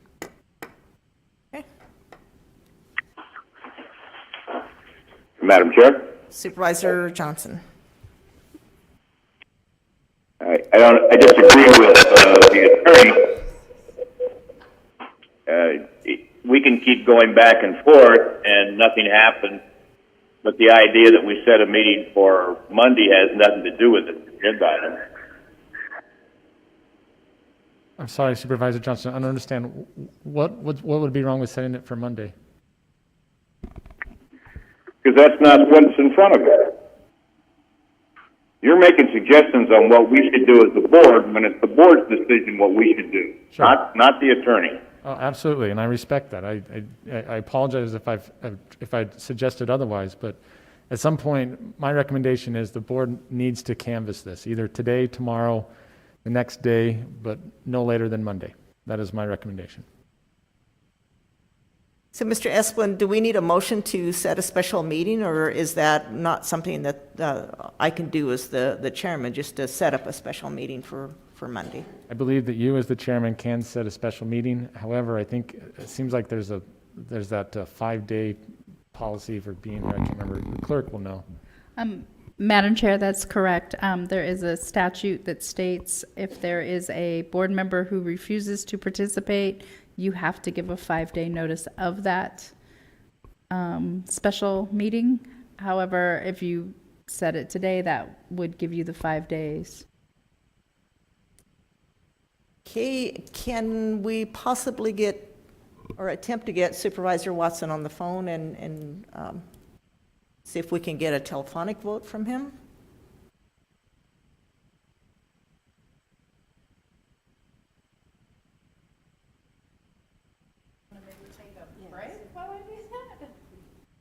Sure, we'll take a 5-minute break while we attempt to get Supervisor Watson on the telephone.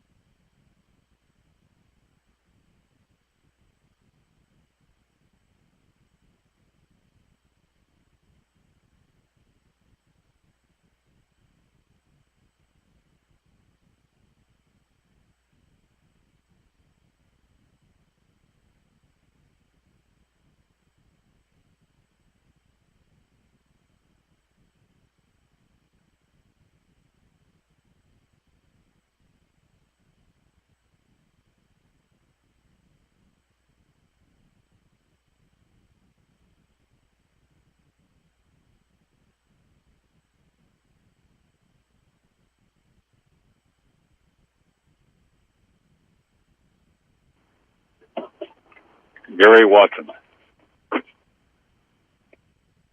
Has joined the conference.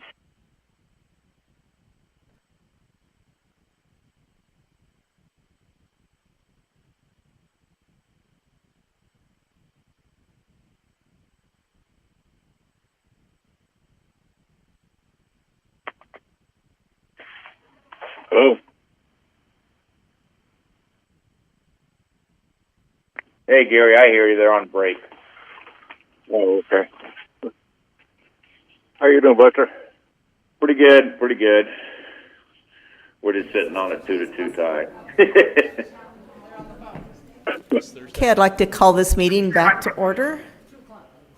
And Probably. apparently, we have Supervisor Watson on the telephone. Yes. Okay, thank you for joining us, Supervisor Watson. We have a situation here on item number 26 about canvassing the vote for the November 3rd election, and it's 2 yeses and 2 nos. So, But we will need a new motion because nothing Correct. passed, so we need a new motion. okay. I don't think you can take a break in the middle of the motion. So can you read back? Well, I'm sorry. I'll make a new motion.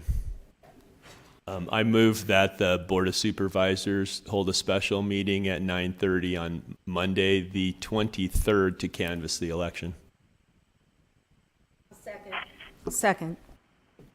Okay, we have a motion on the floor. It's been seconded. Madam Clerk, if you do a roll call. Supervisor Watson, Yes. Supervisor Angus, Yes. Supervisor Johnson, No. Supervisor Gould, Aye. Chairman Bishop. Aye. I'll change my vote to an aye for the good of the state. Okay, so the motion carries to hold a special meeting at 9:30 on Monday, November 23rd to canvass the election. Okay, motion passes. Thank you, Supervisor Watson. Thank you. Thank you all very much, and for all the years. Very much so. I appreciate it. Thank you. Thanks, Alan. Thank you. And one more thing, Alan. Again, this has nothing to do with your office, the workers, the poll workers. We completely trust this was a great election, well-run election, and that the results are exactly the way they think. This has nothing to do with that. I just want the media to get that right, okay? Thank you. Okay. Okay, going on to item number 27. Chairman, Bishop, if I just may, I would recommend you also take up item 35. That's the canvass of the school Okay, elections. You might as well, you're on the topic. I thought I saw Superintendent File here. He's at the back of the room. And just so you're aware, as he's coming down here, there's just a separate provision for canvassing school elections. It's in Title 15, and it's actually 30 days as opposed to 20 days. So that you're aware of that. You could canvass them today, or you could continue it to the Monday if you wish, or whatever you prefer, but it's actually 30 days for school elections. okay, item 35. We'll move that up. This is a discussion of possible action. Ray approve the adoption of Board of Supervisors Resolution Number 2020-168, approving the canvass of the Mojave County school election on the November 3rd, 2020 general election. Madam Chair, I make a motion to approve item 35. Okay, do we have a second? Second. We have a motion and second. All those in favor say aye. Aye. Aye. Aye. Any opposed? Okay, motion passes. Okay, now we'll go back to item number 27, a discussion of possible action. Ray directs staff to begin the process for review and adoption of the 2018 building codes, which will include public meetings with findings and staff recommendations presented to the Building Code Advisory Board and Planning and Zoning Commission for review, and final amendments and recommendations presented to the Board of Supervisors for a final decision. Okay. Any comments, questions? Motion. Motion to approve? Second. Have a motion and second. All those in favor say aye. Aye. Any opposed? Motion passes. Okay, item 29, discussion of possible action, review case status, discuss options, and provide instruction to the county attorney's office and Mojave County treasurer regarding litigation in 2016-000893. Supervisor Angus. I move that we instruct the county attorney's office to follow the recommendation of Treasurer Cox.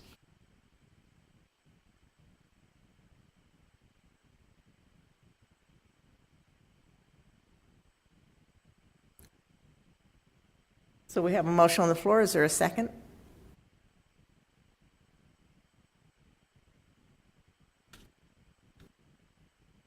I'll second the motion.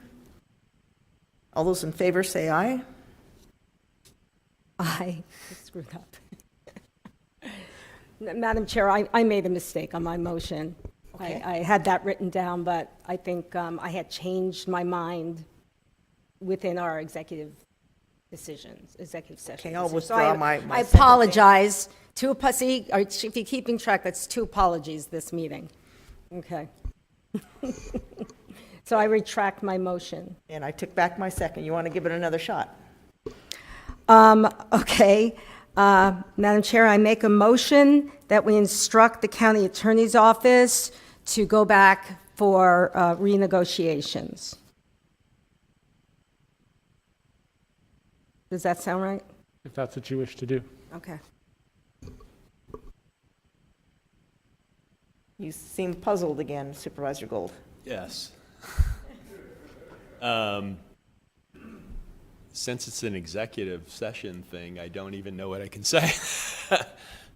You can talk. There was another option. Yeah. If you wish, we can go into executive session again. We can just go on that You side. know what? I'm just going to just make believe I never even open my mouth, which you know is hard for me. So I'll just retract my motion and let Supervisor do what he remembers. I move that the county attorney is instructed to appeal the decision of the court. I'll second the motion. Okay, we have a motion and a second. All those in favor, say aye. Aye. Aye. Any opposed? Okay, the motion does carry. Okay, item number 31, discussion and possible action, approve the Mojave County Board of Supervisors 2021 meeting calendar. Do I have a motion? Motion to approve? Second. I have a motion second. All those in favor say aye. Aye. Aye. Any opposed? Motion carries. Okay, item number 34, discussion and possible action, receive an update from the Mojave County Attorney's Office regarding the settlement in Transwestern Pipeline Company, LLC versus Arizona Department of Revenue, and provide guidance and direction to Mojave County Attorney's Office and the Treasurer's Office for the payment of judgments in the Transwestern cases. Further approved changes, previously approved intergovernmental agreement for the repayment of taxes with any districts unable to immediately repay the county their proportionate share of the tax refunds, with the understanding that the treasurer will negotiate the final terms of repayment with these districts. And just a reminder, without disclosing what was discussed in the executive session, there's 2 parts to this we're asking for. One is the payment of the judgments, and the second part is approving the changes to the intergovernmental agreement.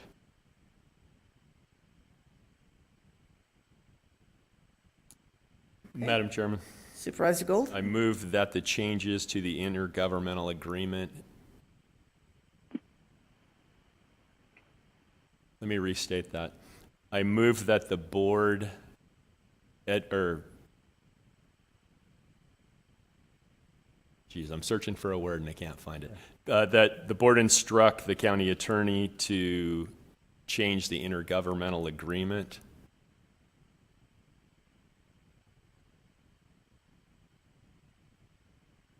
Let's vote on that one, if I can get a second. As discussed? As discussed. Okay. I have a motion on the floor. Second. All those in favor say aye. Aye. Aye. All those opposed? Aye. I'll vote yes. So that does pass. Supervisor Gold. I'm having trouble making motions because I don't know what I can say and what I can't say because it's an executive session. Sure, that's a great question, and I'll provide direction. I'll provide direction to you. What I'd recommend is please don't discuss what the advice that we provided to you, but we can discuss, for example, the payment. Do you wish to make the payments now, or do you wish to make the payments at the next fiscal year as allowed by statute? So discussions about that, but just refrain from discussing the advice that we provided to you, that I provided to you. Thank But otherwise, you. to talk about, should we make the payments now? Should we make a payment in the month? Should we make the payment in the future? Those things can be discussed. I move that the board hold off on making the payment until we determine the actions of the legislature. I'll second that. Okay, we have a motion on the floor. It's been seconded. Any further discussion? Okay, all those in favor say aye. Aye. Aye. All those opposed? Aye. Aye. And I'm opposed to that too. So we need another motion. Madam Chairman. Madam Chairman, Supervisor Johnson? I'd like to make a motion to approve the payment to North for the settlement. I need a date, or Second. as soon as possible. Is that what the board is saying? Is that what the motion is? Supervisor Watson? Yes. Yes, that is correct. Okay, we have a motion on the floor by Supervisor Watson. Do I have Madam Chair, before I second that, so you just said that we could say like a week? I mean, remember early on, oh, well, can't say that. Yeah. So it could be to pay, let's say, a week from today. Yeah, what we're asking for with this, any motion, is to tell us when you wish us to pay. Do you wish us Okay. to pay as soon as possible, as the motion is Right, stated, or and- do you wish it to be a week from now, 2 weeks from now, or Okay. as Supervisor Gould, his motion was, until after the legislature has decided? Right, So- okay. We determine the actions of the legislature. Okay, I'm sorry, I'm not seconding that.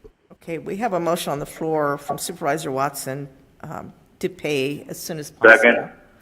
Supervisor Johnson He seconded it. Johnson seconded it. has seconded it. So all those in favor say aye. Aye. Aye. Aye. Any opposed? No. Okay, motion passes.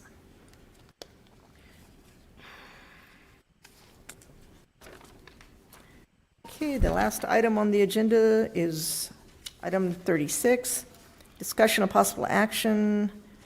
Ray, appoint Buster Johnson, Supervisor, District 3, to the Western Arizona Economic Development District Executive Board of Directors representing Mojave County through December 31st, 2021.